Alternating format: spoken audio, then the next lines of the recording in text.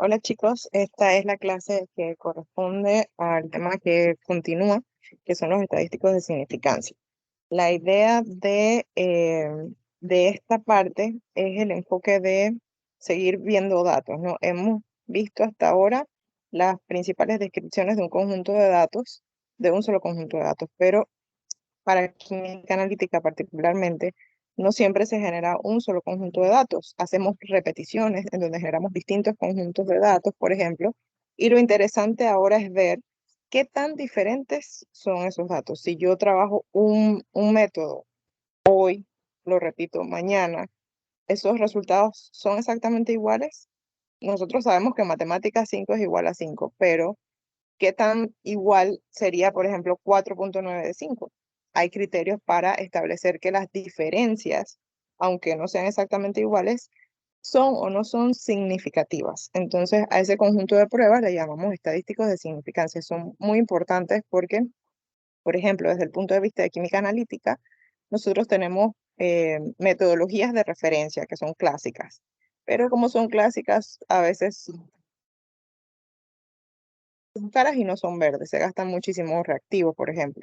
Entonces, digamos, una parte a seguir es ajustar para desarrollar nuevos métodos que consuman menos reactivos y confirmar que en realidad esos nuevos métodos desarrollados siguen siendo igual de valiosos que los métodos clásicos, ¿no? Entonces, para eso tenemos que demostrar que la diferencia no es significativa, o sea, que son iguales. Normalmente estadística se plantea siempre desde el punto de vista negativo y decimos, pues no son significativamente distintos, y eso, pues como hablaríamos nosotros en el día a día, es decir, son iguales, ¿sí? La diferencia no es importante. Entonces, pues vamos a ver qué podemos hacer. Ya hay un par de pruebas que ustedes han estado revisando y que conocen bien, y vamos a ver otras más que también son muy útiles en el manejo de los datos en química. El primero es el intervalo de confianza que ustedes ya conocen. Es la primera forma de evaluar un rango dentro de los cuales si está nuestro resultado, podemos tener la confianza de que es correcto, ¿no? Y de que no difiere mucho del valor real o del valor aceptado. La idea siempre es tener un rango lo más pequeño posible, eh, porque eso nos indica que nuestro valor medido está muy cerca de ese valor central o de ese valor aceptado, ¿no? Entonces nosotros podemos hacer muchísimas mediciones, que a veces es caro, no tenemos las oportunidades de hacer tantas mediciones o la muestra no es lo suficientemente grande como para hacer muchas medidas, porque no siempre tenemos esa disposición. Podemos mejorar la precisión, es decir, con mucha práctica para disminuir la desviación estándar. Y una medida que no nos gusta es disminuir el porcentaje de confianza. Por ejemplo, en vez de trabajar al 95%, trabajar al 90%. Eso hay ciertos tipos de análisis que lo permiten cuando trabajamos en trazas y ultratrazas, porque hay muchísimo error, pero no es lo ideal, o sea, no es lo que preferimos. Veamos, vamos a calcular el intervalo de confianza como ustedes ya saben. Aquí en este punto ustedes pueden poner una pausa, resolver el problema y entonces confirmar con los datos que ya están resueltos, ¿no? En este caso se hacen 5 valoraciones de ácido base con hidróxido de potasio y un ácido fuerte monoprótico. Estos son los resultados obtenidos. Aquí ustedes pueden calcular el intervalo de confianza y confirmar el resultado que entonces vamos a obtener, ¿no? Con la fórmula que ya ustedes conocen. Así entonces como calculamos la molaridad. Ustedes pueden calcular un volumen promedio y una sola molaridad o calcular la molaridad para cada una de las medidas y obtener entonces un promedio de las concentraciones y una desviación estándar de las concentraciones, que es lo ideal, ¿sí? Obtener una concentración para cada volumen medido. Obtenemos entonces aquí la media y la desviación estándar y se calcula entonces el intervalo de confianza. Y ese es el intervalo de confianza para ese conjunto de medidas. Si digamos hacemos otras valoraciones, mientras los valores de concentración caigan en ese intervalo, están correctos. El valor sospechoso ya lo hemos revisado con la prueba Q, pero hay otros criterios para establecer si un valor está sospechoso, ¿no? Entonces, se lo conocen como outliers y el reto, como ya lo habíamos hablado, es si los aceptamos o no los aceptamos. ¿Qué tanto son parte del conjunto o no? Cuando hablamos de una distribución normal, que es como nosotros esperamos obtener nuestros resultados, eh, hay un problema. Si nosotros aceptamos todos los datos y el dato es un outlier, le damos mucho error a nuestro conjunto de datos. Y si eliminamos un dato con las limitantes de que no podemos tener muchas réplicas, entonces quitamos información del conjunto de datos. Entonces hay que tener un criterio matemático que nos dé la tranquilidad de que cuando estamos rechazando o aceptando un dato, no vamos a tener un error más elevado o falta de información en nuestro conjunto de datos, ¿no? Entonces, por eso usamos las distintas estrategias. Entonces, al hablar de datos que salen del conjunto, entonces estamos hablando de que se están evaluando aquí en las esquinas de la distribución normal. Ahí es donde están los outliers. Siempre vamos a ordenar la serie de datos de menor a mayor, vamos a tener los promedios y vamos a calcular esa distancia de cada extremo con el valor medio, o sea, cada valor con su promedio. Esa distancia ya sabemos que es una desviación. Obviamente podemos hacer simplemente una inspección eh, muy por encimita. Si es el que tenga más diferencia, pues será el valor que más se sale, ¿no? O que tiene más distancia a la media o al valor central de una distribución normal. En este caso, aquí ustedes pueden hacer ese procedimiento. Ordenar, calcular la distancia que hay a la media del valor más bajo y del valor más alto. Y ver cuál de los dos varía más. El que varía más, pues es el que tiene más tendencia a ser un valor que está fuera del conjunto. Aquí ordenamos, este es el promedio que ustedes pueden calcular y las diferencias. Entonces, el valor más discrepante es el 50.1 porque la diferencia es mayor al promedio que el valor más distante. Entonces, eso es un primer criterio para decir, bueno, de las dos esquinas, ¿cuál dista más del centro para una distribución normal? Y como siempre, insisto, los datos sospechosos son el más pequeño y el más grande, porque son los que están en las esquinas de la distribución normal. Hay varios criterios, además de la prueba Q, que ya conocemos, y son los criterios basados simplemente en la desviación. Tenemos el criterio 2.5D, que es donde nosotros calculamos las desviaciones simples, es decir, la medida menos el promedio. Sumamos esas desviaciones y la dividimos entre el número de muestras. Esa es la desviación media. Y si ese valor de desviación media del conjunto está dentro de más o menos 2.5D, el dato se acepta. O sea, el conjunto completo se acepta. Mientras que si está fuera más o menos 2.5 veces esa desviación media, entonces debe rechazarse. Y el criterio 4D es exactamente el mismo cálculo, pero se amplía digamos, el nivel o el rango de aceptación a 4 veces esa, esa D. ¿Cuándo usamos 2.5? Cuando tenemos muy pocos datos. Cuando tenemos más datos, entonces podemos darnos, digamos, el lujo de ampliar un poquito ese criterio de aceptación y de rechazo. Esa es, digamos, la diferencia en las limitantes. La Q de Dixon, que ya conocemos, es un cálculo que se realiza contra un valor de tabla.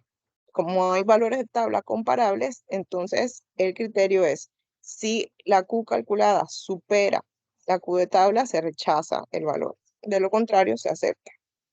Pueden resolver este problema con estos 5 datos. Aquí en la segunda serie de datos están ordenadas y pueden calcular el valor de Q para los extremos. el valor de Q es 0.64 y ese es el criterio que se va a utilizar. ¿Ok? Bien. También tenemos la R de groups. Em, Normalmente se usan estudios de intercomparación. Nosotros solemos generar series de datos simples, pero es interesante que conozcan también esa R de groups, que a veces puede ser útil dependiendo de cuando ustedes sean profesionales en donde se desenvuelvan, ¿no? Entonces también es un criterio contra un valor de R de tabla y se calcula entonces una desviación estándar y digamos, cada uno de los datos y el promedio. Entonces, se elige la R de tabla con la probabilidad, que normalmente es 95%, y grados de libertad, es decir, del número de medidas que tenemos, uno menos. Tenemos entonces el criterio 2S, que tiene que ver con más o menos 2 veces la desviación estándar. Y esos son básicamente los criterios que nos permiten descartar datos que pueden estar fuera del conjunto. Ahora bien, estamos viendo nada más todo el conjunto. Ahora, ¿qué pasa si tenemos grupos distintos de datos? Es decir, nosotros tenemos una población, yo hago un muestreo y genero datos. Y luego a esa misma población puedo volverlo a muestrear y generar otro conjunto de datos que no van a ser exactamente iguales. Sin embargo, yo debo poder demostrar que mis resultados, aunque no sean iguales, son estadísticamente iguales. Entonces, es lo que vamos a ver. Que tenemos, em, por ejemplo, aquí en este ejemplo muy sencillo, se miden los niveles de cierto medicamento en sangre en un grupo de enfermos que llegan en la mañana y en un grupo de enfermos que llegan en la noche. La pregunta es si las diferencias son grandes y el medicamento se comporta diferente en los grupos simplemente por el horario, o que las diferencias que obtenemos en los resultados son al azar y por lo tanto no son significativas. Recuerden que aquí en los grupos de resultados, cuando se están comparando, lo que estamos viendo es si los errores son sistemáticos, de manera que introducen diferencias que son muy, muy significativas. Si hay algunas diferencias, pero no son significativas, entonces digamos, lo establecemos que es el azar, ¿no? Que es parte de lo que no podemos controlar. Entonces, para decidir qué hacer, vamos a tener que hacer pruebas estadísticas para comparar, normalmente contra valores de tabla, y usualmente hablamos de una confianza del 5%. Es decir, un valor de P de 0.05 nos da, digamos, la libertad de 5% de posibilidad de que ocurra el error, mientras que trabajamos con 95% de confianza de la certeza de nuestro resultado. El concepto se parece, pero no es exactamente igual. Y esto es lo que vamos a ver. Vamos a ver dos pruebas, dos grandes pruebas que evalúan tanto la precisión como la exactitud. Y cuando trabajamos en analítica, pues además de que nuestro conjunto de datos y nuestros métodos sean exactos, también nos interesa que sean precisos. Pero como podemos tener distintas situaciones, entonces vamos a ver en relación a la exactitud varias situaciones que pueden darse. Mientras que para la precisión, no es que solo estas son las únicas pruebas, sino que son las pruebas que he elegido que mejor se adaptan al tipo de resultados que nosotros vamos a obtener, ¿sí? Entonces, hay incluso una prueba adicional, que es la prueba chi cuadrado, pero esa no la vamos a revisar. Nos vamos a quedar con las pruebas T y las pruebas F. Entonces, aquí en la presentación pueden ver dónde estamos ubicados, ¿no? Lo primero que vamos a revisar es la exactitud, porque tiene eh, más tipos o diferentes tipos de pruebas estadísticas, ¿no? Entonces, tenemos dos situaciones cuando estamos viendo exactitud. Si nosotros queremos saber qué tan exacto es un método, si tenemos un valor patrón o un valor aceptado. Entonces, eso es, digamos, la situación ideal, que yo tenga un patrón con una concentración certificada y yo desarrollo mi metodología. Obviamente, si mi resultado es estadísticamente igual al patrón, mi método está correcto. Si me da mi resultado diferente, tengo que hacer ajustes porque el error sistemático es demasiado y me está alejando del valor real. Esa es, digamos, la tranquilidad que tenemos. Pero no siempre, no todas las ocasiones nosotros tenemos un valor aceptado o una sustancia patrón con la cual desarrollar la metodología, entonces hay que usar otras estrategias. Bien, entonces, aquí vamos a ver primero cuando tenemos un valor de referencia, una sustancia patrón. Entonces, podemos hacerlo de dos maneras. Calculando nuevamente el intervalo de confianza, solo que ahora, en vez de usar el promedio, nosotros tenemos nuestro valor de referencia, o sea que aquí sí usamos valor real. Obviamente, nuestro resultado debe estar dentro del intervalo de confianza para que sea aceptado. En este caso, por ejemplo, se requiere validar una metodología eh, para un material certificado, ¿no? Que tiene molibdeno en ese porcentaje. Por lo tanto, esa nueva metodología debería reportarme un resultado estadísticamente igual a este. O sea, este es mi valor aceptado. Yo obtengo estos resultados y aquí ustedes pueden poner una pausa y calcular el intervalo de confianza. Y en este caso, con el criterio de que si el promedio de resultados no incluye el valor de referencia que está aquí, entonces la diferencia es demasiado significativa y hay mucho error. Así que aquí pueden poner pausa, desarrollar el problema y después comparar con lo que continúa, ¿no? Entonces, la media, la desviación estándar de los resultados obtenidos, este es el valor de t, y tenemos entonces nuestro intervalo de confianza, y de nuestro valor de referencia debe caer allí. Si ustedes pueden revisar, ese valor no se encuentra dentro del intervalo de confianza, por lo tanto la diferencia es significativa. Y ese método nuevo que yo estoy tratando de implementar tiene muchísimo error.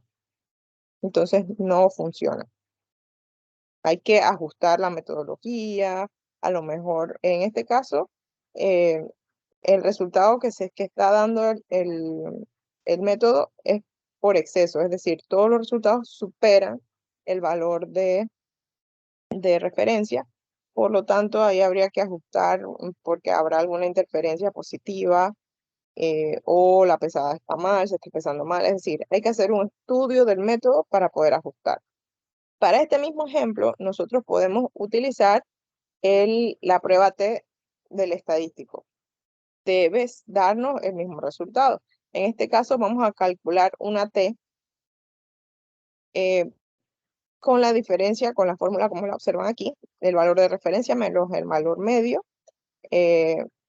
por la raíz del número de medidas entre la desviación estándar. Y comparar contra el estadístico T de tabla con un grado menos de libertad. Si lo que calculamos es mayor al valor de T de tabla, el resultado es estadísticamente diferente y por lo tanto no se acepta. O sea que volvemos al mismo ejemplo, pueden hacer aquí repetir el cálculo, pero ahora para la prueba T, y van a obtener entonces que T es igual a 5.05, con lo cual supera el valor de T de tabla, 3.182, y nuevamente confirmamos el resultado del intervalo de confianza. De la forma 1, intervalo de confianza, y de la forma 2, con el estadístico T, obtenemos que ese conjunto de datos es significativamente diferente. Por lo tanto, no es aceptable. ¿Sí? Eso cuando tenemos valores de referencia. Ahora, ¿qué pasa cuando no tenemos valores de referencia o cuando queremos evaluar otros aspectos de la metodología? Como, por ejemplo, si pasado el tiempo obtenemos los mismos resultados.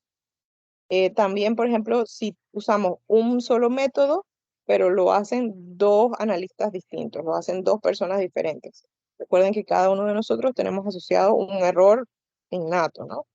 Pero el método debe ser lo suficientemente robusto para que esos pequeños errores que nosotros podamos tener como analista no afecten los resultados.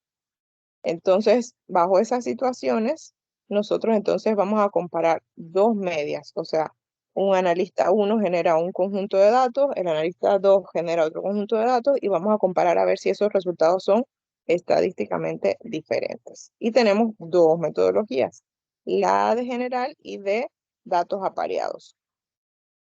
El método general, observen aquí, asusta un poquito las fórmulas, pero en realidad no son complejas. Vamos a trabajar con varianzas, ¿no? Las varianzas es la desviación estándar al cuadrado.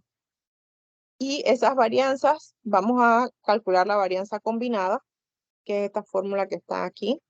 Pueden poner pausa, anotarla para que vean que en realidad no es difícil, sino que son los grados de libertad multiplicados por la varianza del conjunto 1 y los grados de libertad del conjunto 2 por la varianza del conjunto 2 y aquí la suma menos 2 grados de libertad del número de datos, ¿no?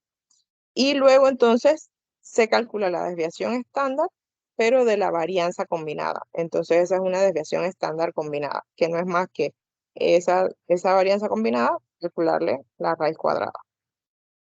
Y luego aparte, calcular el estadístico T, que va en referencia a la desviación estándar combinada. Y esto aquí es una resta, aunque no se ve el símbolo, es una resta. ¿Ok? Bien. Entonces, tenemos aquí dos conjuntos de datos que no tienen el mismo número de datos, ¿sí? Entonces, por eso estamos utilizando este método general. No se hicieron el mismo número de réplicas, ¿no? Entonces, eso nos permite, la varianza combinada nos permite entonces homogeneizar esas diferencias. Entonces, van a resolver cada uno de los pasos que están anteriores y van a calcular entonces la T con la de la tabla, que es 2.571. Aquí pueden poner una pausa, recopilar los datos, hacer los cálculos y comparar entonces con el resultado. El resultado es 2.35 menor a la T de tabla y podemos decir que los métodos 1 y 2 son iguales. Esto es, por ejemplo, si estuviéramos comparando aquí un método nuevo con uno clásico, para asegurarnos de que el nuevo es igual de eficiente que el clásico. Cuando tenemos datos emparejados, eh, es cuando tenemos datos que tienen el mismo número de réplicas, ¿sí? O que la segunda serie de datos depende de la primera. Esos datos apareados les decimos también. En este caso, lo que se calcula es el estadístico T, pero se calcula de manera diferente, ¿sí? Con la desviación media, como ya la calcularon anteriormente, y se compara siempre contra el estadístico T. El mismo criterio. Si la T que estamos calculando supera la T de tabla, la diferencia es significativa y el conjunto de datos no se acercan, o sea, son muy diferentes. Aquí tenemos entonces los datos emparejados, ¿sí? Se calculan entonces las diferencias entre cada uno de esos datos, luego la desviación media, ¿sí? La desviación estándar, se calcula el estadístico T y se compara con el de la tabla, que en este caso es 2.57. Y como es menor, no hay una diferencia significativa. Ahora, en relación a la precisión, la prueba F o de Fisher nos permite ver qué tan dispersos son dos conjuntos de datos en función también de la varianza, que la podemos calcular como la desviación estándar y la elevamos al cuadrado. Entonces, F se va a calcular como un cociente, es una división en donde la desviación estándar mayor va a estar dividida perdón, la varianza mayor va a estar dividida entre la varianza menor, con lo cual F siempre es mayor que 1. Y se busca entonces en tabla la F ya para comparar. Entonces, si la F calculada es mayor que la F de tabla, la precisión entre los dos conjuntos de datos es elevada. Entonces, no podemos decir que son igual de precisos, incluso analistas o metodologías. Por lo tanto, hay que ajustar, porque lo que se está viendo ahí es tema sistemático y no del examen. Entonces, para este problema, por ejemplo, ya ustedes pueden irse haciendo una idea del resultado. Pero digamos que tenemos una pipeta de 25 mililitros y una probeta de 25 mililitros y queremos ver si eh, son igual de precisos. Aquí ustedes ya pueden proponerse una hipótesis en si en verdad da lo mismo medir con una pipeta que con una probeta o si hay alguna diferencia. Pueden aquí anotar, sí, me parece que la probeta es más exacta. Ustedes podrían anotar esa hipótesis y comparar entonces las varianzas contra la F de tabla para establecer si en verdad son iguales o no. En este caso, aquí pueden poner pausa y tratar de resolver el problema, ¿sí? Aquí entonces tenemos ya los cálculos hechos, ¿no? Tanto la varianza para la pipeta como para la probeta, se calcula F y se compara contra la tabla. Obviamente esa F nos indica que la diferencia en precisión es grandísima y por lo tanto no es lo mismo un volumen medido con una pipeta que con una probeta. Entonces, esto es lo que yo quería que ustedes vieran con respecto a estadísticos de significancia. Es un video corto, pero la idea es que pongan la pausa y puedan resolver el problema ustedes con las fórmulas. Recuerden que no es necesario que memoricen las fórmulas, lo importante es que sepan cómo utilizarlas y más que todo, todavía un nivel más elevado, el criterio. Si yo les presento un conjunto de datos, ustedes tienen que entender de dónde viene ese conjunto de datos y cuál es la mejor prueba que se adapta a ese conjunto de datos. Así que tengan eso bien presente.